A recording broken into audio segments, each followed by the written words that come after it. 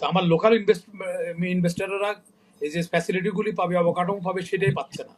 তো আমরা তার না পাওয়ার পরও আমরা কই যাব? আমাদের তো আমরা অভ্যস্ত হয়ে গেছি। বিদেশিরা তো এসব অভ্যস্ত না। তারা একদিন দুই দিন করার পরে তারা তখন কেটে পড়বে, বলে যে বাবা থাকবে কে কুত্তা সামালো, তখন তারা এখান থেকে ভাইয়া পড়বে। তো আমরা বৃথা পরিশ্রম করতে চাই, আমাদের এগুলি স্টাডি করতে হবে যে আমার লোকাল মার্কেটে তো অনেক আছে, আমার ইন্ডাস্ট্রিগুলো কেন আমি চালু করতে পারছি না। রোড শো তো আমরা বহুবার করলাম, এই মেলা করলাম, তো কোনোটাতে কোনো রেজাল্ট আসলো না। আমাদের এখন নিজের যেটা নিজের পায়ে দাঁড়াইতে হবে। আমাদের কোনো সময় ট্রাম এসে একটা ইয়ে করবে, ট্যাক্স ইম্পোজ করবে, আরেকজন এসে আরেকটা সমস্যা দিবে। তো এসবের না করে আমাদের নিজের পায়ে নিজে দাঁড়িয়ে আমাদের ইন্ডাস্ট্রিগুলো আমরা চালু করতে পারলে, বিশ্ব মার্কেট সার্ভে করে কি ডিমান্ড অনুসারে আমরা যদি প্রস্তুত হই, তো আমরা যদি যেসব জায়গার মধ্যে আমাদের ভারসাম্য কম, তাদের সাথে যদি আমরা নেগোসিয়েশন করি, বলি যে ভাই তুমি যে আইটেমটা কিনো, তুমি তো কোনো না কোনো আইটেম কেনো, তো আমার বাণিজ্য ভারসাম্য রক্ষার জন্য তুমি ওই আইটেমটা আমার থেকে কেনো। এটা নেগোসিয়েশন করলে ভালো। যদি ওদের বোঝানো যায় যে ভাই তুমি তো অন্য জায়গা থেকে তো তোমার ডলার ব্যয় হচ্ছে, তো হোয়াই নট আমার এখানে তুমি যে বিক্রি করতেছো সে টাকা তুমি অ্যাডজাস্ট বুক ডেবিট করে দাও, তাহলে ওনা এগুলি করলেও আমাদের অনেকগুলো ইয়ে হইতে হবে। তো প্রথমত যদি আমি গাজার কথা বলি, গাজাতে আমাদের অল্টারনেটিভ তো কিছু নাই। আবার এমন এটাও সত্য যে শুধু খালি আমরা কি প্রার্থনায় বসবো, এটা প্রতিকারের জন্য আমাদের কিছু ভাবতে হবে। আমাদের এখন যে ইউনিটি যেটা নাই, যেটা জানাল সাহেব বললেন যে ইউনিটি নাই, ওরা মুসলমানরা সাহায্য করতেছে মুসলমানদের বিরুদ্ধে ব্যবহার করার জন্য, তাদের ল্যান্ডটা দিচ্ছে। তো এটা থেকে সরে আসতে হবে। এখন মুসলমান বিশ্ব থেকে বিভিন্ন অর্গানাইজেশন সিস্টেম থেকেও যদি উনি একটা আমাদের সিবেট বাজার শুধু এটা আবেদন করে যে তোমরা আগে যা ভুল করছো করছো, এখন যদি দরকার ওই যে যারা ইসরায়েলকে সমর্থন করে তাদেরকে বয়কট করতে হবে, তাদের সাথে সকল বাণিজ্যিক চুক্তি, এইরকম একটা যদি মুসলিম ইউনিট থেকে কেউ যদি একটা উদ্যোগ নেয়, যেমন আমাদের উদ্যোগ নেওয়ার সুবিধা হলো উনি আমাদের ডক্টর ইউনূস সাহেব একটা গ্রহণযোগ্য লোক ব্যক্তি হিসেবে, উনি একটা এপিল করতে পারে মুসলিম সম্প্রদায়কে যে আমরা কি এইভাবে মার খাবো, তাহলে আমরা প্রতিরোধের ব্যবস্থা করতে হবে। আমাদেরকে প্রতিরোধ হলো কেমন করে, যেমন ইসরায়েলের সকল জিনিস, আমাদের ওয়ার বিভিন্ন রকম আছে, অস্ত্রের যুদ্ধ আমরা যদি পাচ্ছি না, বিজ্ঞানে আমরা পাচ্ছি না, তাহলে সেখানে আমাদের করণীয় কি? আমরা এখন বাণিজ্যিক যুদ্ধ, ডিপ্লোমেসিক এই যে ওয়ারটা আমাদের শুরু করতে হবে, সবার মুসলিমদের সাথে একত্রে এটা ডাক দিতে হবে, যত রকমের যা যা করণীয়, এবং আমাদেরকে আণবিক শক্তিতে আমাদেরকে ইয়ে করতে হবে। আমাদের মুসলমানদের মাটির নিচে আল্লাহ অনেক রিসোর্স দিচ্ছে, তারা কিন্তু পূর্তি আমাদের মধ্যে ব্যয় করছে, এইসব ব্যাপারে তারা চিন্তা করছে না। বিজ্ঞান যে উন্নতি হচ্ছে সেসব ব্যাপারে তারা ব্যয় করছে না। তো তাদেরকে এটা আমরা একটা উদ্যোগ নিয়ে এটা আমরা বলতে পারি। আর প্রয়োজন বোধে ইসরায়েলের যেহেতু এমবাসি আছে, ওদেরকে প্রয়োজন হলে ওদেরকে এমবাসি করে জিম্মি করে ফেলবে। এরা বারবার এটা করে, ওরা বারবার গুগু খেয়ে যাচ্ছ ধান, এইবারে তোমাদের বদিবে প্রাণ একটা প্রবাদ আছে।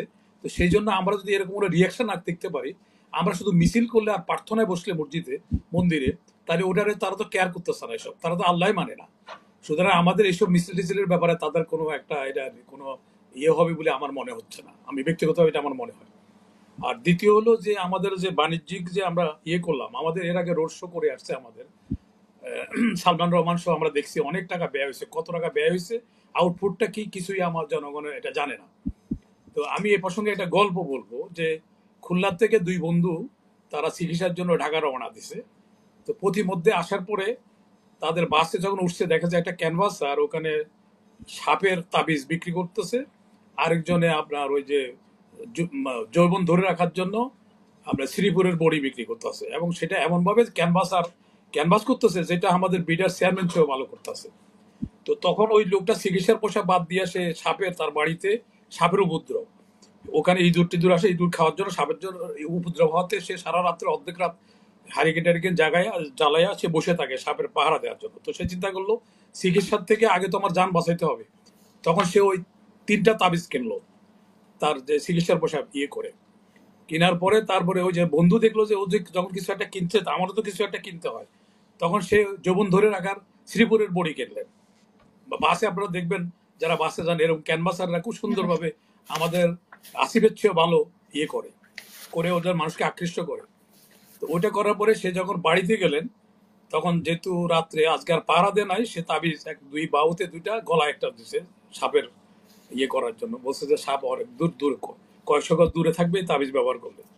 তো ফলে যে অন্যদিন সে পাড়া থাকতো, ওই দিন পাড়া না থাকাতে সাপে সবল করে সে মারা গেল। তো সকালে প্রতিবেশীরা আসছে, জিজ্ঞাসা করলো কি কি ব্যাপার, ও কি হলো, ওটার কলো ওই যে ইয়ের আপনার গেদুর সাপের তাবিজের ফল। হ্যাঁ, আর ওই লোক তো করছে, ও তো পরবর্তীকালে তার ওয়াইফ চলে গেছে, দেখছে যে তার যৌবন ধরে রাখতে পারে না ওই ট্যাবলেটে। তো আমরা এসব ক্যানভাস করে এইখানে আমাদের আউটপুট কি থাকবে, আমাদের লোকাল ইনভেস্টর যারা আছে তাদের আমরা এখন 60% ইন্ডাস্ট্রি বন্ধ। তা আমরা এগুলির আমরা আনতে পারছি না, আমরা বাইরেগুলি আসবে, বাইরে যারা ইনভেস্ট করবে তারা প্রথম দেখবে তার সিকিউরিটিটা, তার যে এই যে ইনভেস্ট করবে সে টাকা নিরাপত্তাটা। তো এখন এখানে দেখছে এই অবস্থা হচ্ছে, ওখানে বাটা লুটপাট হচ্ছে। তাহলে এইটাতে কিছু একটা, এটার খরচ কত হচ্ছে দেখবেন ওই টাকায় আসে না। আমরা বাংলাদেশ ব্যাংক ইতিপূর্বে হ্যাকিং হচ্ছে, যে টাকার জন্য উকিল মুক্তারের পিছনে যে ব্যয় করছে দেখা যাচ্ছে ওইটার চেয়ে বেশি তার খরচ গেছে গা, ওইটা দেন দরবার করতে করতে, কিন্তু আমাদের বাংলাদেশ ব্যাংকের হ্যাকিং এর টাকা আমরা আনতে পারিনি। তো আমাদের এসবের মধ্যে, এসব স্ট্যান্ডবাজে এর মধ্যে না যাইয়া আমাদের হচ্ছে এই যে এই আসিফের কথা যে বলা হচ্ছে, আসিফে কোনো এখানে কি একটা কোনো ফাস্টফুডের দোকান দিতে পারছে? সে ভালো ছাত্র, সব ঠিক আছে, সে ওখানে যায় সে নিজে ইনকাম করছে। কারো কি জানা আছে যে সে এখানে এসে দুইটা লোকের চাকরির ব্যবস্থা করছে নিজের ব্যক্তিগত উদ্যোগে? আমাদের এখানে বহু আছে যেটা এনারা দুজন দেখছে, যেমন আমার আমার ভাইয়ের একটা ইয়ে আছে, সে এখানে 600 ইঞ্জিনিয়ারের চাকরি দিচ্ছে, সে কিন্তু আমেরিকান সিটিজেন।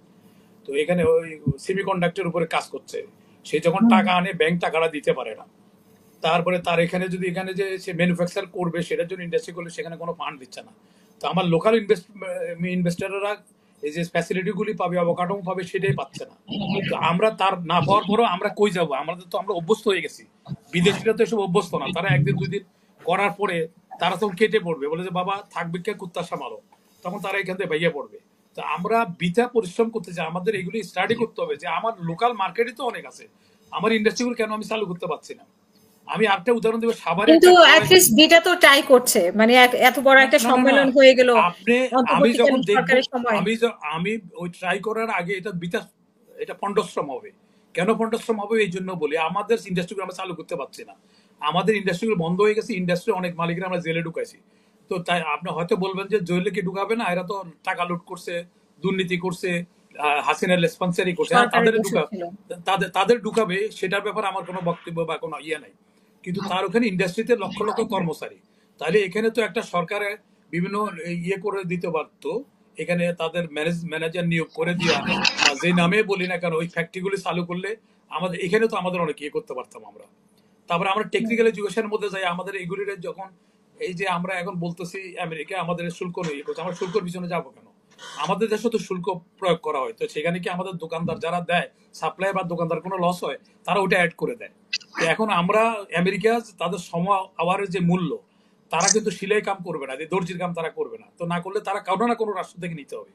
তাহলে আমাদের ট্রেড বডিগুলি যদি ওই ট্রেড বডির লোকের যোগাযোগ করে বলে যে ভাই আমরা তো লস দিয়ে বিক্রি করবো না, সবাই যদি ইউনিটি থাকে, আমাদের এখানে সিন্ডিকেট আছে, তো আমাদের ব্যবসায়ীদের মধ্যে তো সিন্ডিকেট থাকবে, রাষ্ট্র এটা নিয়ে মাথায় কামাইবো না, রাষ্ট্র শুধু ফ্যাসিলিটেট করবে, বিদ্যুৎ দিবে, তাড়াতাড়ি ট্রেড লাইসেন্স 1 পয়েন্ট সার্ভিস দিবে। এইসব নিয়ে সরকারের যেটা হচ্ছে ভুল, এটা ভুল চিকিৎসা। আমরা রোগ নির্ণয় করতে হবে কোন জায়গায় সমস্যাটা, কোন জায়গায় আমার, নাহলে তো আমি আমি এটা থেকে বাইরে দিতে পারবো না। তাহলে রোড শো তো আমরা বহুবার করলাম, এই মেলা করলাম, তো কোনোটাতে কোনো রেজাল্ট আসলো না। আমাদের এখন নিজের যেটা নিজের পায়ে দাঁড়াইতে হবে। আমাদের কোনো সময় ট্রাম এসে একটা ইয়ে করবে, ট্যাক্স ইম্পোজ করবে, আরেকজন এসে আরেকটা সমস্যা দিবে।